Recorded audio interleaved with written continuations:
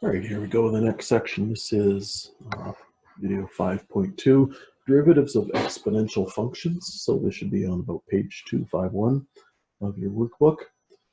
And this starts off by saying, okay, well, so if we have this function of b to the x, and let's go back to, so we have no idea really how this is going to differentiate.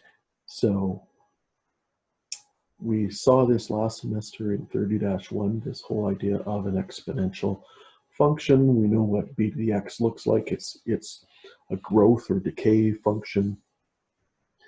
And so we know some things about what that looks like, but now if we take our derivative, we can figure out what its slope looks like.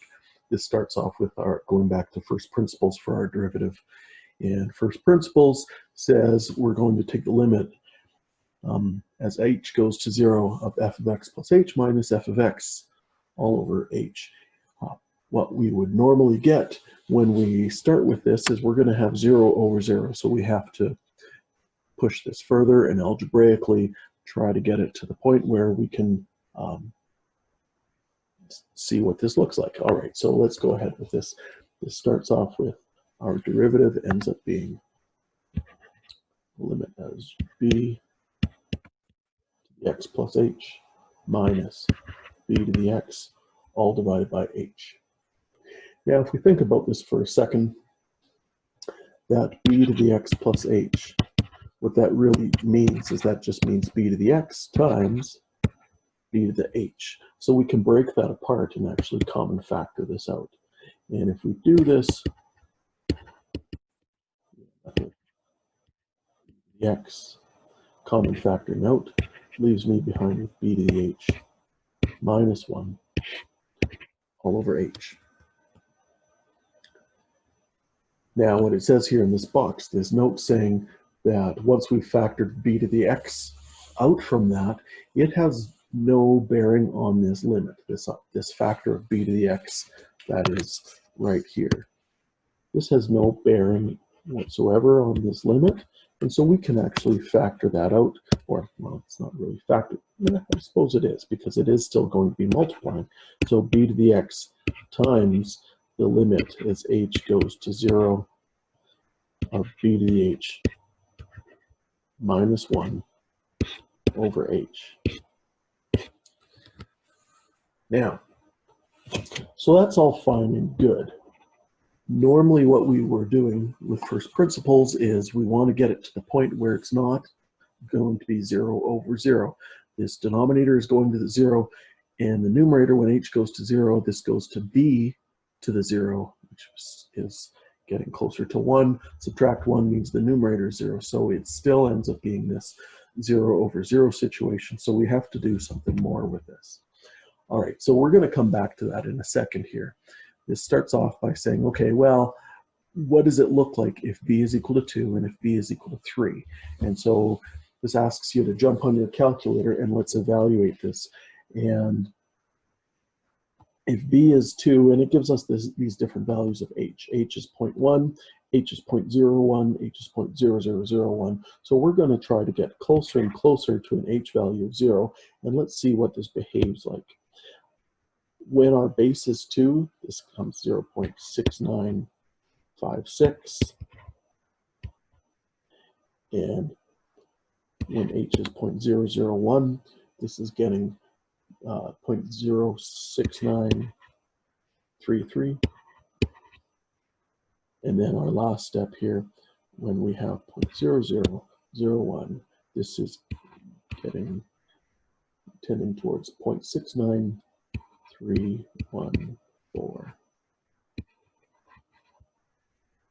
If we do the same thing with the base 3 and take this to the 1.1612, as we get closer and closer to an h value of 0, this ends up being 1.1047, 1.0992, and 1.0986.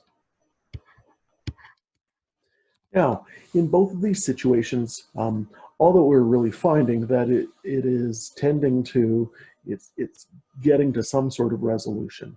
Apparently, we're getting closer to 0.693 1 or so when our base is 2, and 1.099 or 98 when our base is 3. That doesn't really tell us anything more, but let's just go with that for now.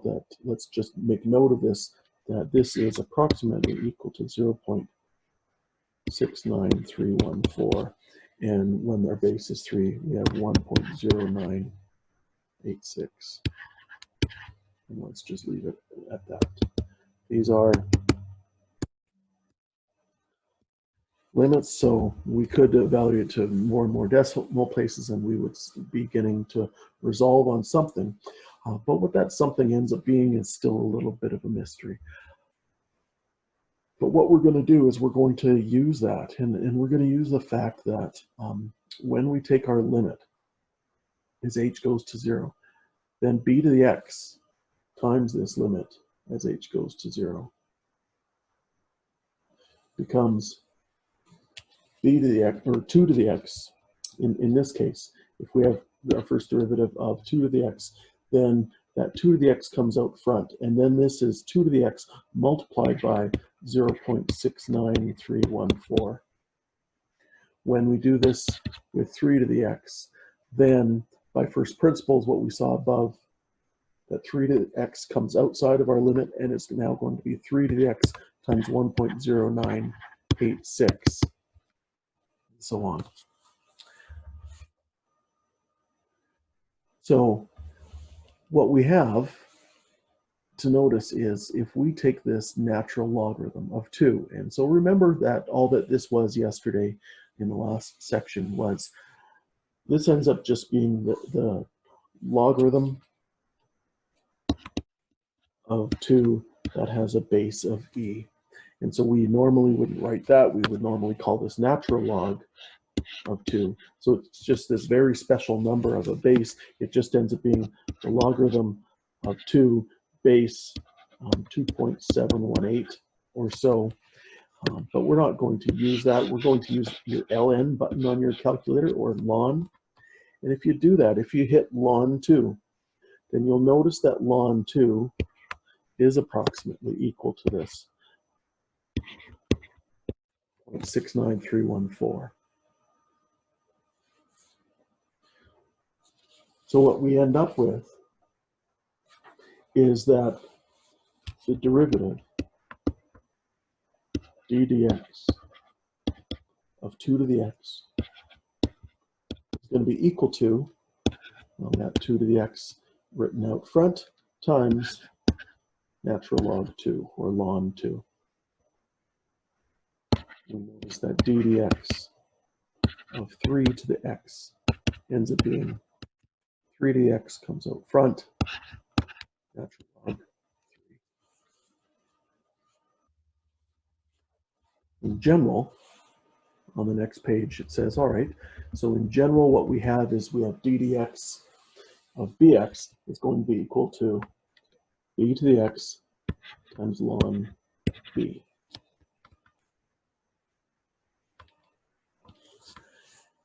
If we do this with a base of e, so just remember that e is just a very specific number.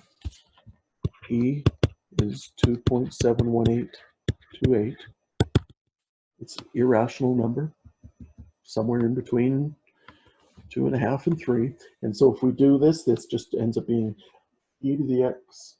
So the derivative of e to the x ends up being e to the x ln e. But what we remember from 30-1 is that if we have a logarithm of some number, and remember that that natural log just really means that we have the logarithm of e base e. So natural log is just the one that has e as a base. And if we have natural log of e base e, that's just 1. That's just e to the what is equal to e? Well, that's just 1. So because of that, we can simplify this as the derivative of e to the x is e to the x ln e, which is equal to just e to the x. So this is an interesting phenomenon. we have this number e, and it's that special a number that we have a exponential. If we have y is equal to e to the x, it is that special a number that for any value of x we put in, for any value of x that we put in, so say we put in a value of 2, the height of that point will be e squared, and the slope of that point will also be e squared. So it's going to be around 8 or something will be the slope of this, and that will also be the height. So this ends up being e squared. The slope of this ends up being e squared, which is quite a remarkable thing. But there's got to be, if you think about this, there's got to be some number somewhere, and it just happens to be in between 2 and 3, that when you raise that number to an exponent, it ends up being, you end up having the slope that's the same as the height of that point. That's really what e ends up being. So the derivative of e to the x is e to the x. So now if we generalize this as a set of rules for ourselves, then if we have some function, if f of x is b to the x, then f prime will be b to the x times ln b.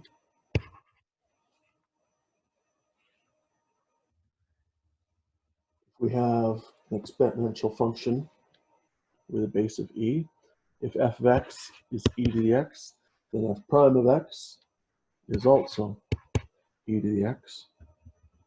Super nice rule. All right, so in this one where we have the derivative of a constant base b raised to some exponent that's some function of x, so then this ends up being equal to that same base, the f of x still, so no change with that so far, times the derivative of the exponent times natural log of b.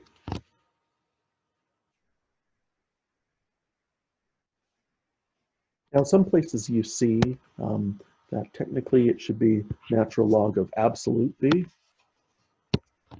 because a logarithm isn't defined when your input is 0 or negative, and so technically we have on there, we have absolute b. In reality, for the most part, all that we'll see here is we'll see b as a positive number anyway, and so there it is. All right, if we take this to the specific case where b is Euler's number, where b is e, then of course this ends up being just e to the f of x. So very similar to above, times f prime of x, so the derivative of the exponent. And then without the ln b, because in this case ln e is just 1, and so that this is the specific case where b is, where our base is e.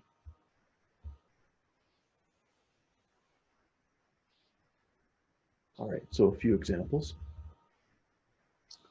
Y equals 2 to the x. So therefore, y prime will equal e to the 2x times the derivative of the exponent times 2. More commonly, you'd write it this way around. 2e to the 2x. If we have y is equal to e to the x, e to the root x plus 1, so y prime will equal e to the square root x times the derivative of that exponent is times 1/2 x to the negative half. And if we simplify that, that's e to the root x upstairs. Downstairs we have that 2. We have this root x. And that's it. The plus 1 has no bearing on this once we take our derivative And there it is. Number 3, determine the slope of the tangent to the curve. Y is equal to e to the sine 2x, and we're going to find that when x is equal to pi halves. So first we're going to differentiate y. Once we're finished with that, then we will take that value of pi halves. So we start off with, okay, so if y is equal to e to the sine 2x,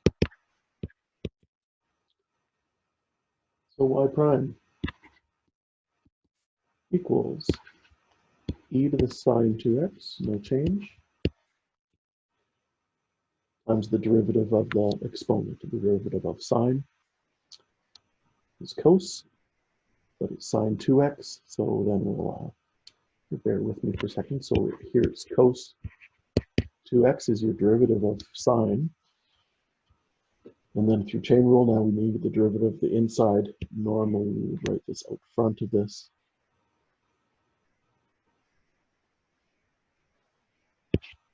So we have e to the sine 2x times 2 cos 2x. If we're wanting the slope at this point, then we're taking y prime at pi halves, ends up being equal to e to the sine 2 times pi halves times 2 cosine 2 times pi halves, which is e to the sine pi. Sine of pi is 0 times 2 cosine pi. Cosine pi is -1. Oh, -2.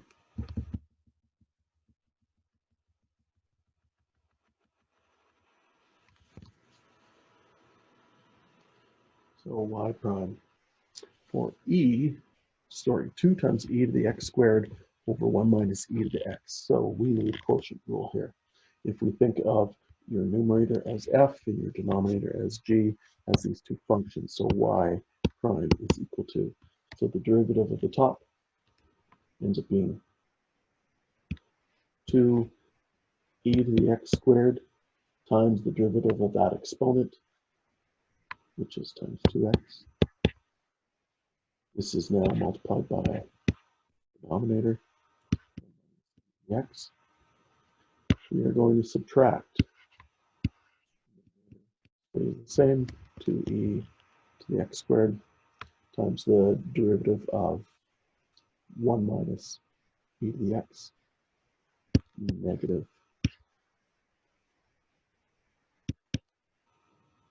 e to the x. All of this over 1 minus e to the x, all squared. There's quotient rule. What can we factor out of this? We can common factor 2 times e to the x squared.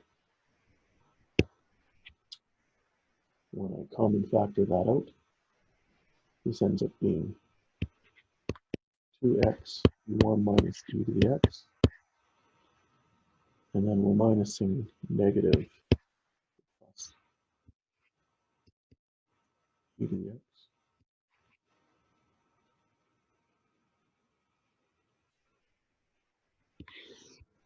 Over 1 minus e to the x.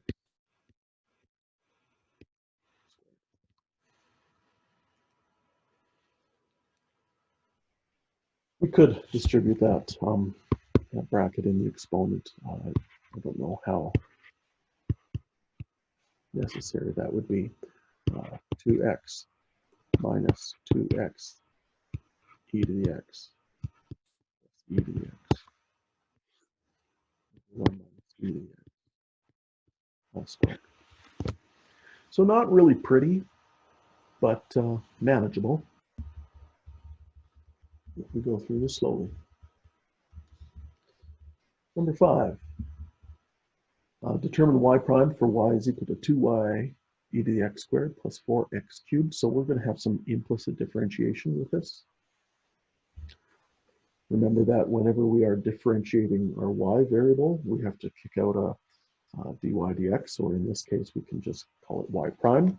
Essentially, that's really what's happening with the left side here. When I differentiate y, that's 1 times, and we kick out a y prime, there it is, if you want to think of it that way. This numerator, 2y e to the x squared, we're going to have to product rule this. So we end up with, let's take our derivative of 2y, ends up being 2 times y prime e to the x squared. We're going to add that to 2y stays the same, and then derivative e to the x squared, which we know is e to the x squared, times the derivative of x squared, which is 2x. And then our derivative of 4x cubed is 12x squared. We are now needing to solve this. We're trying to find y prime. So any terms that have a y prime in it, we're going to collect on the left side of this equation. So we're going to subtract that to both sides. We end up with y prime minus 2y prime e to the x squared. What do we leave ourselves with on the right side? We have 4xy, just simplifying this, 4xy e to the x squared, plus 12x squared. We common factor y prime here, and if I divide both sides by that, I end up with 4xy e to the x squared, 12x squared, numerator stays the same, dividing by, when I common factor this thing, and when I common factor y prime out of it, it leaves me behind with 1 minus 2 e to the x squared. This is what y prime is equal to at the end.